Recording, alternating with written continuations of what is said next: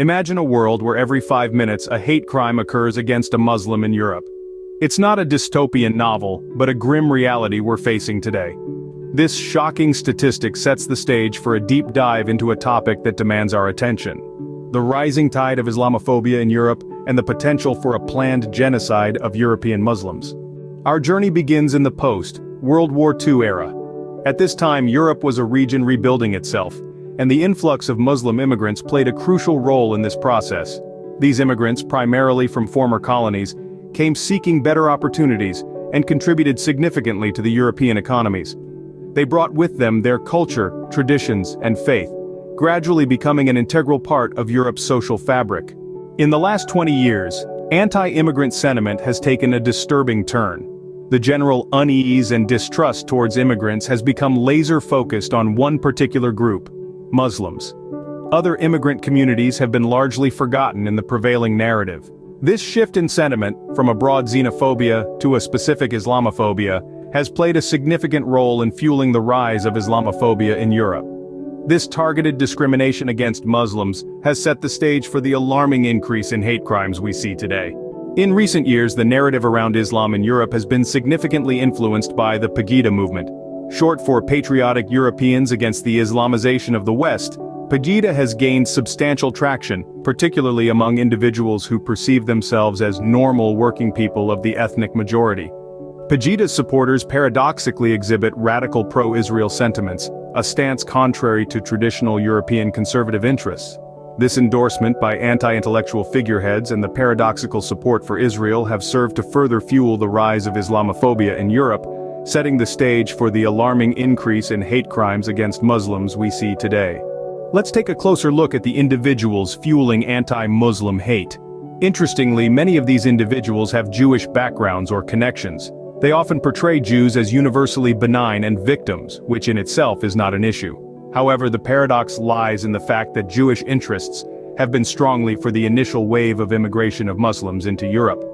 Yet, these same interests have also contributed to the demonization of Muslims, painting them as a threat to European society and culture. This paradoxical behavior has played a significant role in the rise of Islamophobia in Europe. Let's delve deeper into the tactics and purpose of this double play. While it's not to say that Jews are solely behind the anti-Muslim sentiment, they've somehow filled a slot that others could not. This narrative appeals to mostly older, but also some young people who are uninformed and simply uninterested in other cultures. These individuals fall for these anti-intellectual haters as truth-tellers, when they are anything but, and have their own, not always well, hidden agenda. This manipulation of public sentiment has played a significant role in the rise of Islamophobia in Europe. Let's examine the hypocrisy of these demagogues. They cleverly manipulate and appropriate liberal values, expressing supposed concern for LGBT and women's rights. However, a deeper look into their rhetoric exposes the reality. Their support for these rights is often nothing more than a guise, a tool used to further their anti-Muslim sentiment. Even more disturbing, many of these individuals openly disagree with LGBT and women's rights otherwise. This glaring hypocrisy, this double standard, further fuels the rise of Islamophobia in Europe. Our narrative takes an unexpected turn as we look at the left's role in anti-Muslim demagogy. Interestingly, even those who champion social justice have inadvertently played a part in fueling Islamophobia.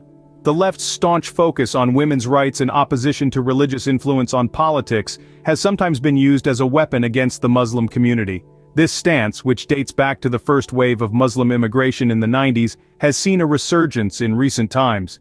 The left's criticism of what they perceive as oppressive practices in Islam has been co-opted by Islamophobes to further their own bigoted narratives. This left-wing stance, while seemingly progressive, has unintentionally contributed to the rise of Islamophobia in Europe. In the next segment, we will unravel the false narrative of Muslims and crime, another tool in the arsenal of Islamophobia. A common narrative propagated by hate-mongers is the supposed link between Muslims and a rise in crime. This gross generalization portrays Muslims as perpetrators of petty crimes, painting an entire community with the same brush. Furthermore, false claims of organized mass sexual violence by Muslims have been circulated, which have repeatedly been proven false. Take for instance the infamous Cologne New Year's Eve attacks rumor. Despite a thorough investigation, the claim was debunked, and yet, it caused a significant rise in anti-Muslim sentiment. This false narrative serves to further fuel the rise of Islamophobia in Europe, a fire stoked by baseless accusations and prejudice. Following the narrative of Muslims and crime, a common misconception is the overrepresentation of Muslims as perpetrators of crimes. In reality, Muslims, like trans people and other marginalized groups, are more likely to be the subjects of hate crimes. Yet these facts are often overlooked or downplayed. Statistics are manipulated to paint a distorted picture of Muslims as criminals. Take, for instance, the narrative of no-go zones, areas supposedly controlled by Muslim immigrants where law enforcement fears to tread.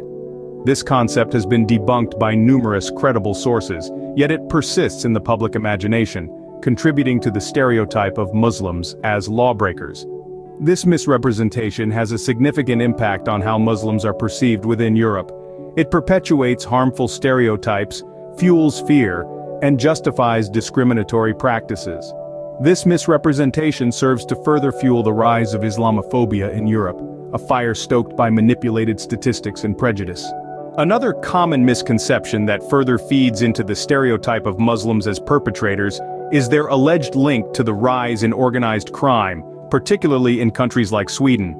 However, a closer look at the facts reveals a different story.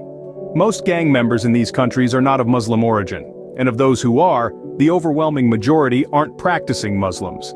In fact, it's practically unheard of for anyone to use Islam as a motivation for their criminal activity. Yet, this baseless trope keeps being spread without any substantial basis in facts. It's an unfounded narrative, yet one that continues to be propagated, serving to further fuel the rise of Islamophobia in Europe. This fire, as we've seen, is stoked not by truth but by misinformation and prejudice. Contrary to the misconceptions, Muslim organizations in these countries have been at the forefront of opposing criminal activity and gangs. Every Muslim organization, from the Islamic Relief in the UK to the Turkish Islamic Union for Religious Affairs in Germany, has openly and vividly opposed criminal activity and gangs. They have done more to prevent and help youth from falling under the sway of these harmful influences than many others. For instance, the Muslim Council of Britain's Our Youth, Our Future campaign is aimed at empowering young people to resist the lure of gangs and crime. Similarly, the Forum of European Muslim Youth and Student Organizations has initiated programs to provide educational and employment opportunities to keep the youth away from the influence of criminal elements. These efforts by Muslim organizations serve as a beacon of hope amidst the rising tide of Islamophobia.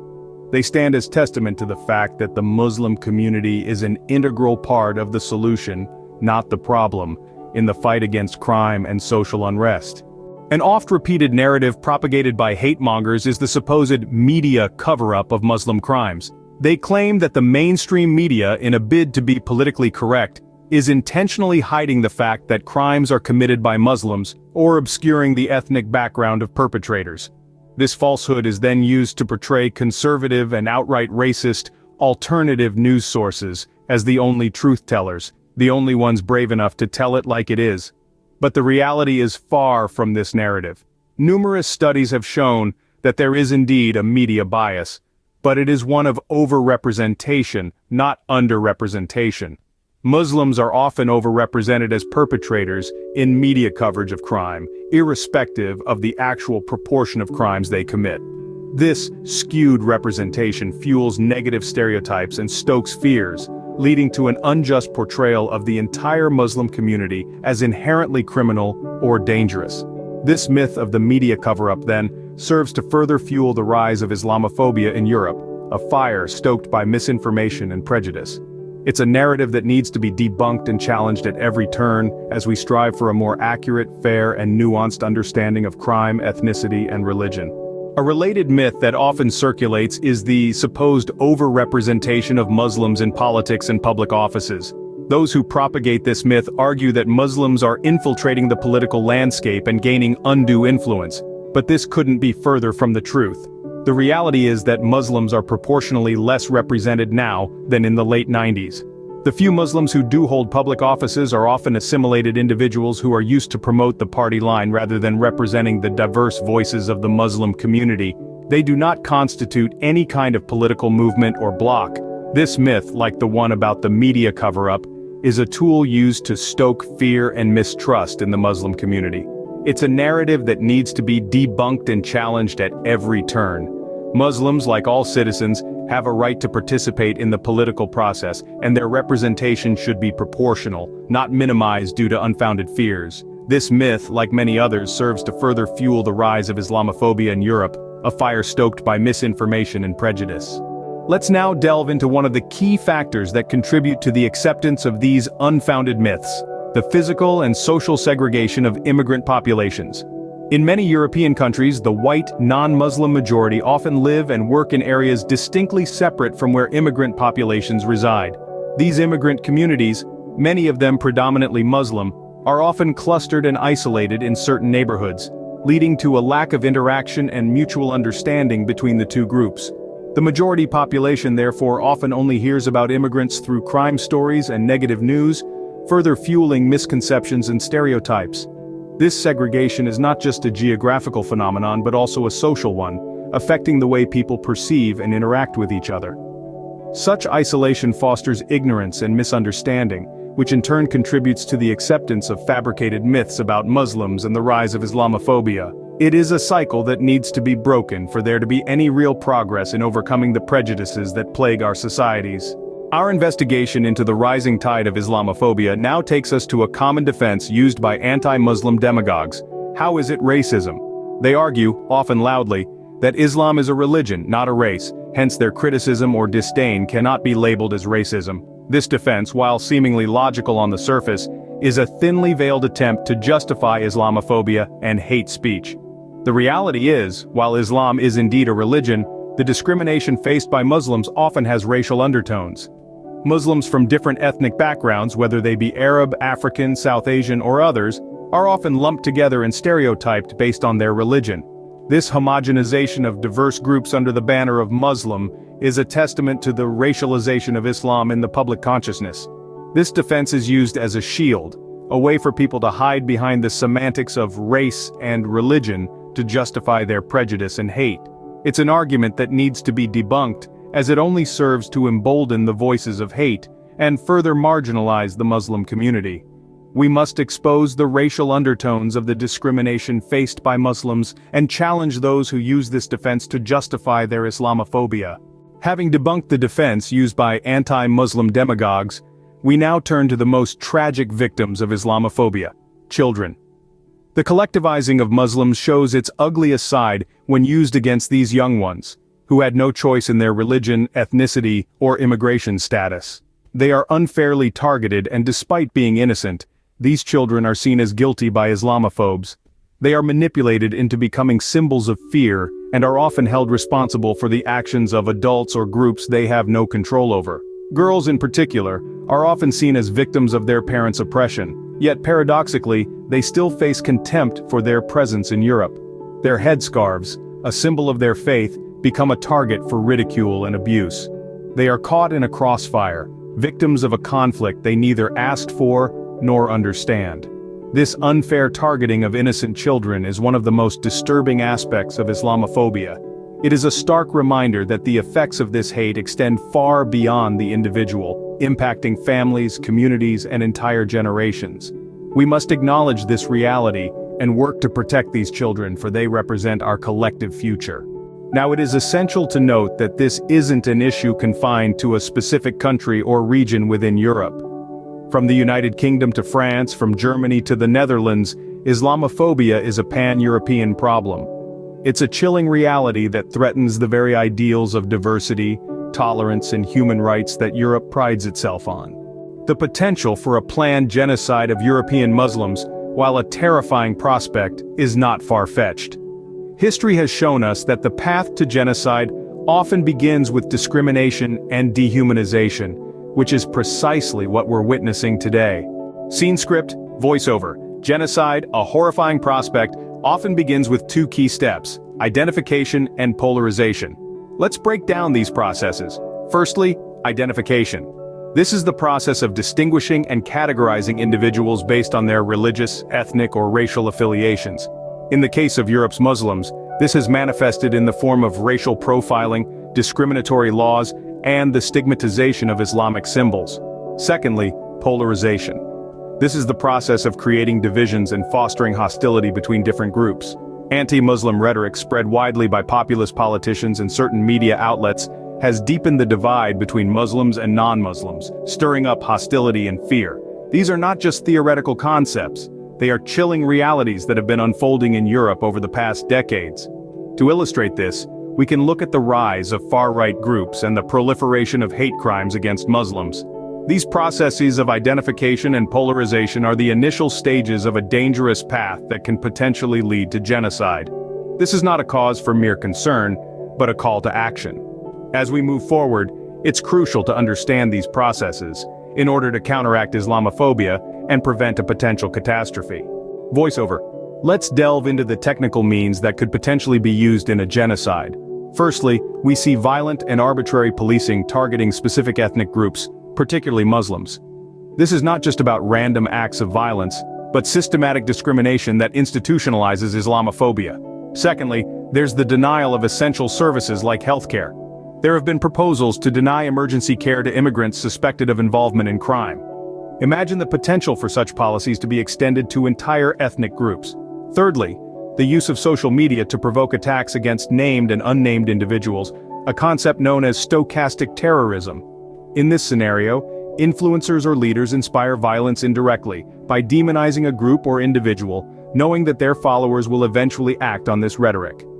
Understanding these potential methods is crucial in our efforts to prevent such a horrifying event. We must remain vigilant and proactive in countering these threats to ensure the safety and dignity of all individuals, regardless of their religious or ethnic identity. Voiceover. One of the most pressing questions that arises from this discussion is, who wants a genocide and why? It's a difficult question to answer because the desire for genocide is not something that can be easily pinpointed to specific individuals or groups. Instead, it's a pattern that emerges from the complex interplay of societal factors, political dynamics, and historical precedents. When we look at history, we see that genocides often arise out of deep-seated fears, prejudices, and power struggles. They occur when societies become polarized, when certain groups are demonized and dehumanized, and when hate speech and violence become normalized. In the context of Islamophobia in Europe, we are seeing many of these same patterns repeating themselves. While we may not be able to identify specific individuals or groups who want a genocide, we must acknowledge these signs and take them seriously. The stakes are simply too high to do otherwise. While there are no obvious answers to these questions, we must accept that if we learn from history, the signs suggest that a genocide could be happening. A voiceover. A question that often arises is why would European leaders bring Muslims here, only to commit genocide against them? The answer lies in the power dynamics of politics. Hate and expulsion of Muslims is a way to power for certain groups. This strategy is used to rally support, create a common enemy, and consolidate power. It's a political game where the players are willing to risk the lives of innocent people, all for the sake of maintaining their grip on power. They exploit the fears and prejudices of their supporters, stoking the flames of Islamophobia to create an us versus them mentality. By pointing fingers at the Muslim community, they divert attention away from their own failures and shortcomings. Understanding this power play is crucial in our efforts to counteract Islamophobia and prevent a potential catastrophe. It's a reminder that the fight against Islamophobia is not just about combating prejudice and hate, but also about challenging and dismantling the power structures that enable and perpetuate them. Voiceover. In Sweden, the ruling party, the Social Democrats, are increasingly willing to cater to anti-Muslim sentiment.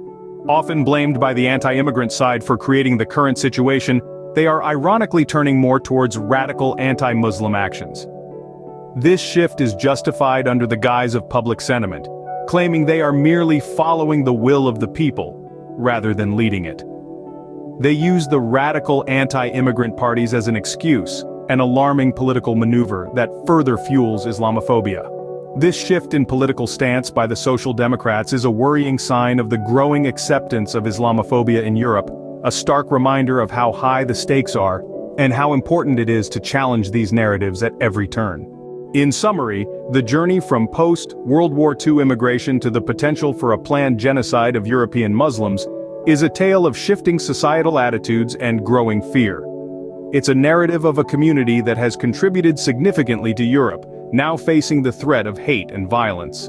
It's a stark reminder of the dangers of Islamophobia and the urgent need to address it. Scene script, voiceover. A disturbing trend among anti-Muslim demagogues is the fabrication of facts and news stories. These are not minor exaggerations or misinterpretations, but rather complete fabrications designed to instigate fear and discord. Their willingness to completely make up these facts and news stories demonstrates a hidden agenda. It is not about solving problems or addressing concerns, but rather about creating an uproar.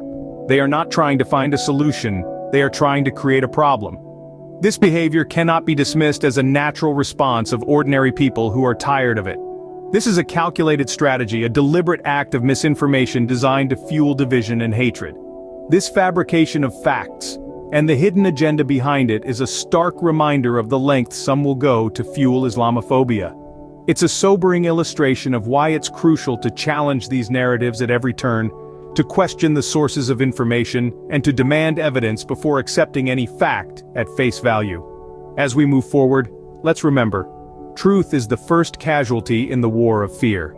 Voiceover. As we continue to navigate this challenging landscape, it's important for Muslims to remember this. Apologizing for your presence will not bring you respect. Instead, take pride in who you are, your culture, and your contribution to society. Don't hide yourself and your culture, make your presence known. Be visible, participate in public society, and engage with people of all backgrounds. The fight against Islamophobia isn't just about respect for religion or culture, it's about humanity. It's about recognizing that each person, regardless of their beliefs or origins, has the right to live without fear, to be treated with dignity and respect. As we draw parallels with the past, it's important to note that the lessons learned from history are often complex and multifaceted.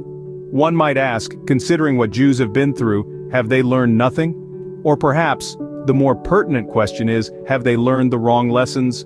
We must all strive to ensure that the lessons we learn from our collective history are ones that promote understanding, tolerance, and unity, rather than division and hatred. Our shared humanity should be the cornerstone of our societies, and it is in our hands to ensure that it remains so.